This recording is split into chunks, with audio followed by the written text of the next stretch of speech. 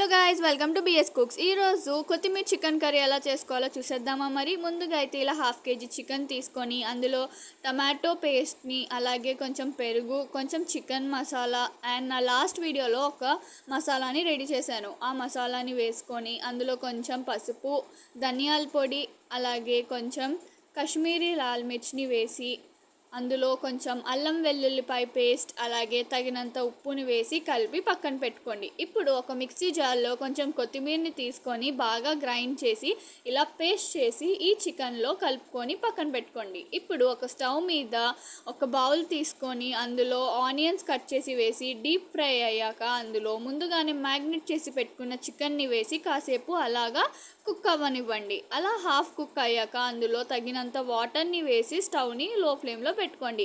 ఇప్పుడు వేడి వేడి కొత్తిమీర చికెన్ కర్రీ రెడీ అయిపోతుంది. Thank you. Do like, share and subscribe BS cooks.